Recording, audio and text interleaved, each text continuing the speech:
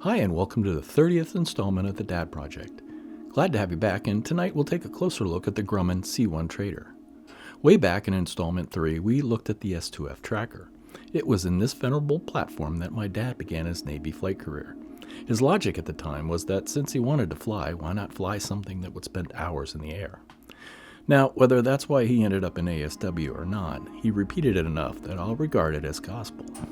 But the corollary to this logic was that those hours were spent flying endlessly over the freezing waters of the North Atlantic or wave-hopping the Atlantic, flying well-defined grids in search of our Soviet nemesises, submarines.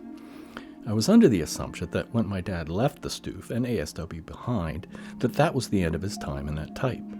But what I discovered when I studied his logbook was that he spent hours as a cod driver flying C-1s off the USS Randolph, CVS-15, while serving as the assistant navigator on that carrier. My belief had always been that his navigator duties precluded any flying. As a result of this minor discovery, we'll now look at the wonders of supplying carriers at sea and the aircraft that play a part in this massive effort. So, let's get into it, but first, you know the drill. Let's listen to Orson Welles recite John Gillespie's High Flight. Oh, I have slipped the surly bonds of earth and danced the skies on laughter's silvered wings. Sunward I've climbed and joined the tumbling mirth of sun-split clouds and done 100 things you have not dreamed of. Wheeled and soared and swung high in the sunlit silence. Hovering there, I've chased the shouting wind along and flung my eager craft through footless halls of air. Up the long, delirious, burning blue, I've topped the windswept heights with easy grace, where never lark or even eagle flew. And while with silent, lifting mind I've trod the high, untrespassed sanctity of space, put out my hand and touch the face of God. If you were to ask someone off the street what a military pilot does or is, chances are their perception, if they have one at all, was formed by Top Gun and Tom Cruise's character Pete Maverick Mitchell. Maverick and his cohort are a collection of smart, aggressive, oversexed men who throw caution to the wind as they subject their young, taut bodies to high-G maneuvers in multi-million-dollar aircraft built by the lowest bidder to protect the skies from the enemy du jour. They can be so intent on their duties that these knights of the sky often color outside the lines, and like Maverick, find themselves called to the mat by their captain, who says, "Maverick, you just did an incredibly brave thing. What you should have done was land your plane. You don't own that plane, the taxpayers do. Son, your ego is writing checks your body can't cash." This was, not surprisingly, a typical Hollywood broadstroke that earned millions of dollars. For the Navy, it was a free, hour and 50-minute recruiting video that was credited with giving them a much-needed recruiting boost. Myth had the bump at 500%, while reality put it somewhere around 8%. Percentages aside, several years later, the tailhook scandal would prove a blemish on the Navy flying community. The ensuing investigation proved that Hollywood's broad stroke had, as the investigators would say, fueled misconceptions on the part of junior officers as to what was expected of them, and also served to increase the general awareness of naval aviation and glorify naval pilots in the eyes of many young women. They would go on to say that some senior officers blamed the younger officers for rowdy behavior and cited a Top Gun mentality. They expressed their belief that many young officers had been influenced by the image of naval aviators portrayed in the movie Top Gun. So, not only did the public drink the Kool-Aid, but so did a lot of junior Navy pilots. My dad's desire to fly came well before Top Gun's Kool-Aid hit theaters. In the first installment, I described some of the reasons he wanted to fly, but that was over 2 years ago, so they bear repeating. He would spend time at the Cleveland Air Races with his dad, numerous pre-Top Gun war movies glorifying heroic pilots downing Japs and Jerrys, the letters from his dad bobbing in the Pacific Ocean on a Jeep carrier, and eventually talking with his brother Scott, who became a Navy pilot too. It would be a few years later at the Naval Academy that he would take his first ride in an airplane. the Naval Aircraft Factory N3N, affectionately known as the Yellow Peril. 1 for its color and 2 for having a penchant, like many military trainers, to kill or maim student pilots. A few of the N3N-3 float planes were transferred and stationed at North Severn at the boat basin, along with the Yard Patrol boats, YPs, used for midshipman sea training. His next opportunity to experience naval flying would be on his midshipman cruise on the USS Antietam, CV-36, an Essex-class carrier completed too late to see action in World War II, but following her reactivation during the Korean conflict, she would later become the first U.S. carrier modified with a true angled deck, and the ship where he would make his first arrested landings. He and several other middies were loaded in the bowels of a Grumman TBM cod and given a less than stellar introduction to the noises and smells of carrier operations. And as he lay dying, he wondered, why did they stick middies interested in flying in the belly of a TBM cod on their summer cruise? Despite that noisy, smelly ride in the bowels of a TBM, he still chose flight training at service selection. The needs of the Navy were with him on that day, and he soon found himself in Pensacola to begin his life as a Navy pilot. My dad, in due course, would become part of that exclusive fighter pilot community, and eventually would spend 450-plus hours of quality time in Top Gun's star attraction, the F-14 Tomcat, flying its test program. But first, like every prospective Navy pilot, he had to endure the training process that was and is rigorous and demanding. Having already been at Annapolis, he probably already knew that the needs of the Navy would begin to loom large over his flight class as they made their way through the pipeline. The needs of the Navy? How so? Let's put it this way. In Flight International's 2024 review of the world's air forces, they listed the Navy's aircraft inventory at about 2,500 aircraft. Of that number, over 900 were training aircraft, and of the 1,500 or so remaining airframes, only 450 were combat aircraft, F-18s and F-35s. To add a bit more context and history to present-day numbers, in OPNAV's 1958 notice, Allowances and Location of Navy Aircraft, those numbers are much more granular and break out as follows. 11,659 total aircraft. Of that number, 8,250 were operational. 3,069 were fighter aircraft, and 1,988 were operational. 2,276 were attack aircraft, and 1,604 were operational. 599 were anti-submarine aircraft, and 485 were operational.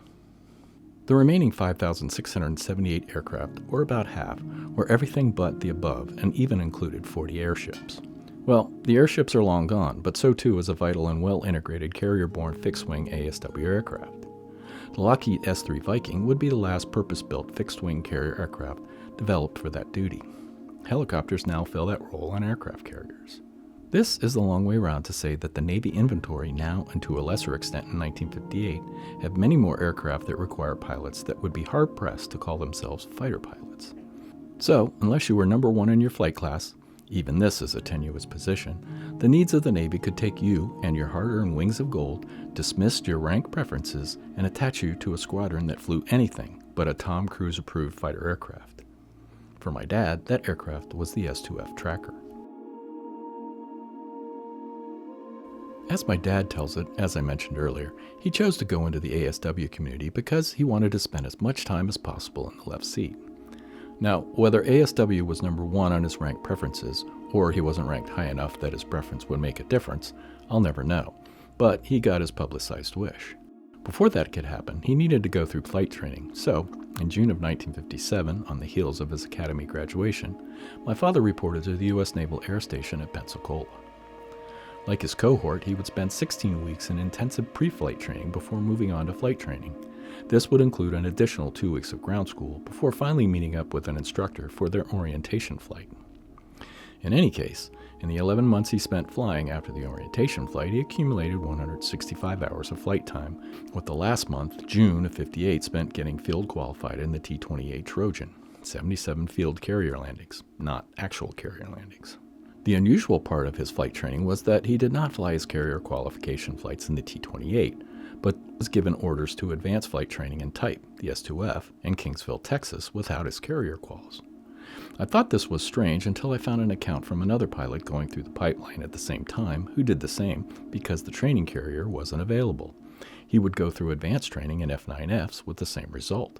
He finally qualified for carrier landings after being attached to his active duty squadron flying F-8s, not an easy plane to land on a carrier.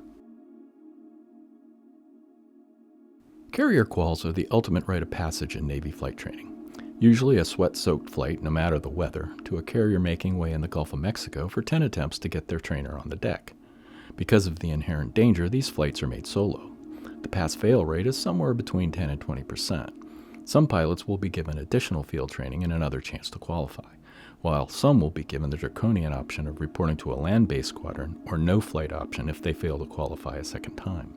No matter the case, landing an aircraft on an aircraft carrier is not an easy task. Each aircraft has its own set of peccadillos that can and will jump up and bite the pilot in the ass. If not prepared, they can kill the pilot. Some aircraft are branded ensign killers. Truth be told, any carrier-borne aircraft is an ensign killer. As an ensign, your experience landing on a carrier is minimal, so the possible ways of killing yourself around the carrier, landing in particular, are manifold. And here, if all else fails, are statistics gathered in 1957 that further expose the dangers of being an ensign. For the years 1955 and 1956, ensigns were dying at a rate of 21.1 pilots per 1,000 life years of exposure, while lieutenants were dying at a rate of 7.3 pilots per 1,000 life years of exposure. You don't need to understand what life years of exposure are to see the experience minimizes the already dangerous business of Navy flying. But we are skipping ahead. If the military is anything, it's a meritocracy. You are constantly graded on your performance and your fitness report, FitRep, that follows you throughout your career. As a pilot, every milepost in your training is graded, and once in the fleet, every aspect of your flight performance is graded. As a carrier pilot, every landing is graded, and enough low scores can end your carrier flight career. So, as the novice pilot makes their way through the training regimen, those grades and fitness reports are weighted to rank each pilot against the other. This is not a secret process, and everyone knows where everyone stands. The secret is what the Navy might need from week to week to fill their pilot slots. And curveballs abound. There's not too many E-2 Hawkeyes or C-2 Greyhounds in the fleet, but because of their size, handling, and unhanded engines, the throttle inputs and rudder control need to be perfect. One pilot compared them to riding a bicycle with loose handlebars. So the pilot needs to be one of the best, and that means skimming the cream from the top. In other words, when the Greyhound or Hawkeye community needs additional pilots, a top-rated candidate will find themselves in these less-than-sexy beasts, and not the jet fighter they dreamed up after seeing Top Gun. And yes, the C-2 has been retired, but with its replacement, the Bell Osprey, having a habit of being grounded, the C-2 continues to make guest appearances. But what of my dad's less-than-sexy ride? 77 times he had made field carrier landings in the T-28, and 55 times he would make FCLs in the S-2F. This had to be mastered before he could be considered ready to fly to the boat. Having adequately performed his FCLs, he would fly from Kingsville, Texas, over the Gulf of Mexico on December 10, 1958, a sunny day hovering in the high 40s to low 50s. He was safely strapped into S2F-1 Buno 136533, attached to ATU 402, later to be known as VT-27, to rendezvous with the USS Antietam for his carrier quals. However, my dad was not alone. His solo carrier qual in the T-28 never happened because the Antietam wasn't available, but since the S2F required 2 pilots for safe flight, he was kept company by a co-pilot named Shum. I can only guess that the other 2 crew members needed to fill out the typical complement of 4 were not aboard. When he finally arrived, he would fly the prescribed landing pattern 9 times for his first attempts to land an airplane on a moving carrier. Aside from radio calls, he would get visual cues from the landing signal officer, or LSO, standing close to the fantail, to let him know how well his aircraft was in the groove. If all was well, the LSO would give him a cut signal which commanded the pilot to cut their engines and catch the wire. At the same time, he would push the throttles to full power in the event he missed the arresting wires to be able to take off again. Missing the wires was known as a bolter. In the remarks section for that day's flight, he had written 6 plus 2 plus 1. I can only guess here, but my assumption is that he made 6 successful traps, 2 touch-and-goes, and 1 bolter. Whatever the notation means, his carrier quals were successful, and his orders were cut, attaching him to ASW Squadron VS-32, flying out of Quonset Point, Rhode Island, off the USS Wasp on 2-week rotations. In his 3-year rotation with VS-32, he amassed over 1,300 hours of flight time and 214 carrier landings in the S-2F on the carrier Wasp and Lake Champlain. The Cold War, yes, but this was still a peacetime tour. He got his wish and he flew a lot, and by today's military standard, quite a lot. But, as he insinuated to me in those last days, he was not exactly punching exciting G-induced holes through the sky. He wanted a change. That change would be the Navy Test Pilot School in Patuxent River, Maryland.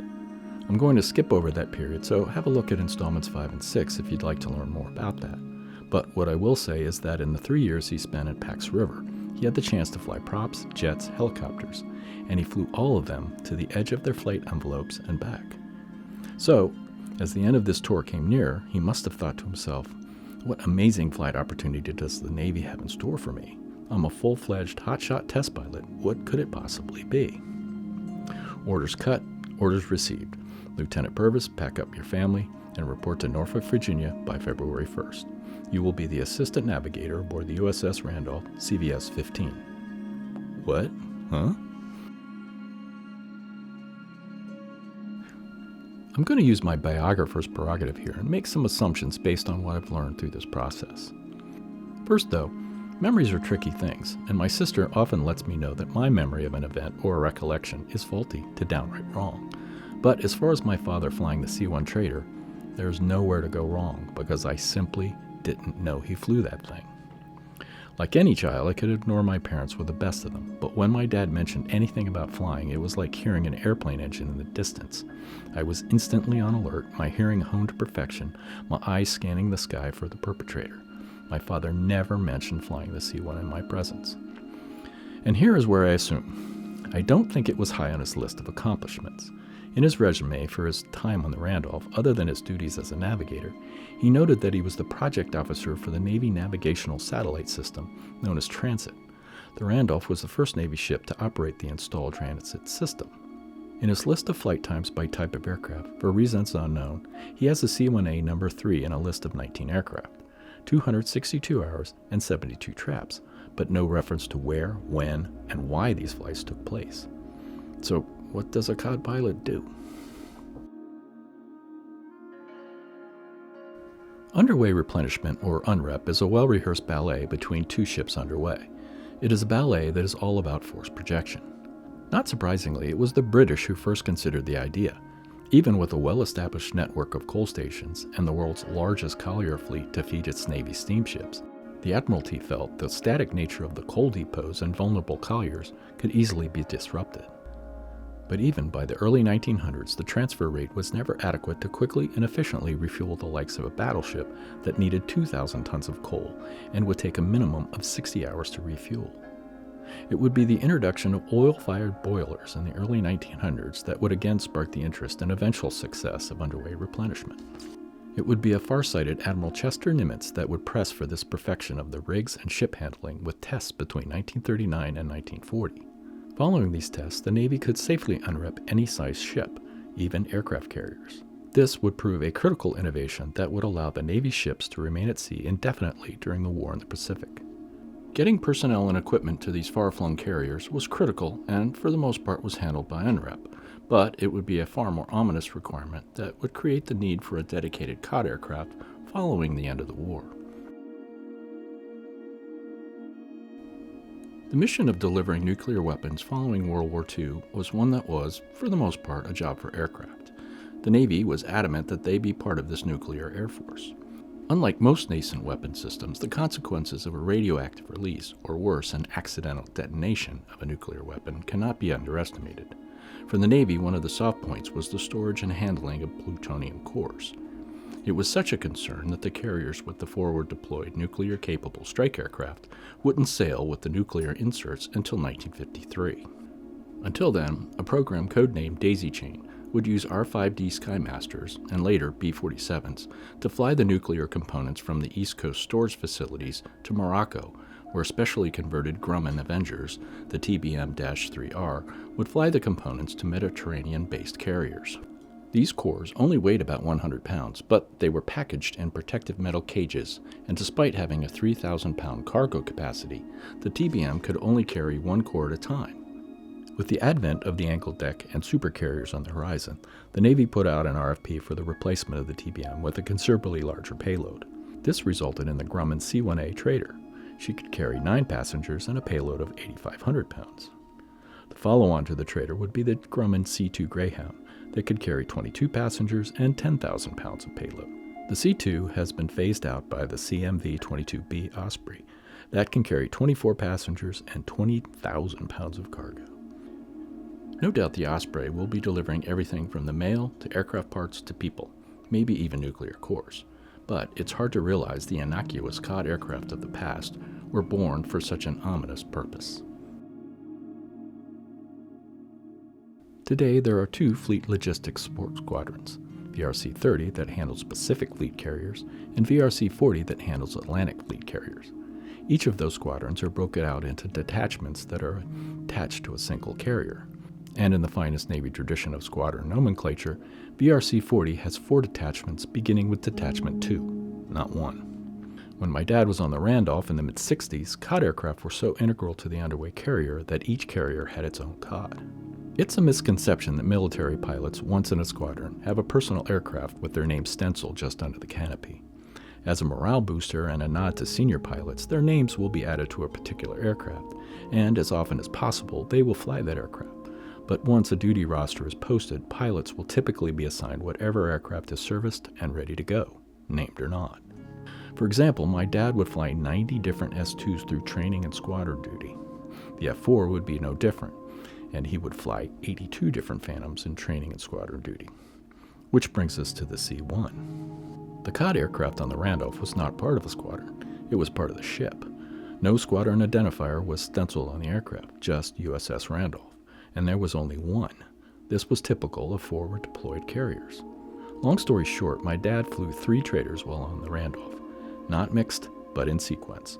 Compared to the rest of his logbook, to see the same aircraft serial number page after page is unusual.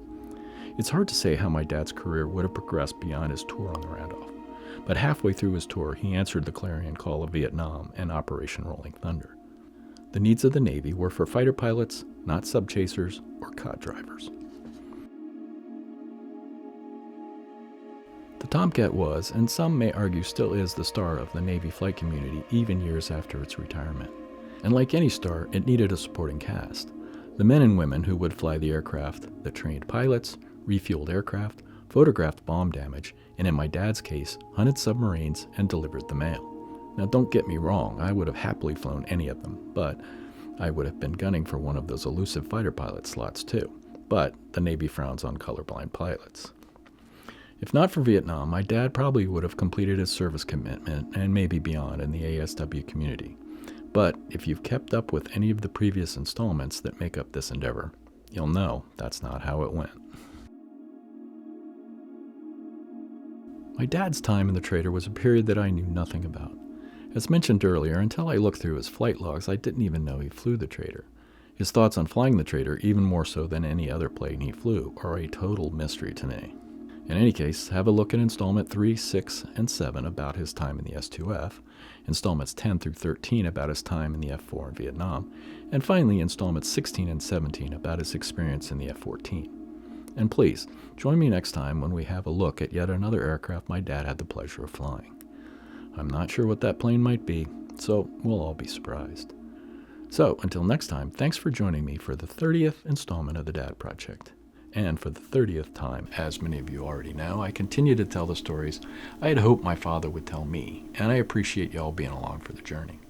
So, please subscribe if you'd like to hear more, and until next time, thanks for watching, and enjoy what life has given you. Ciao.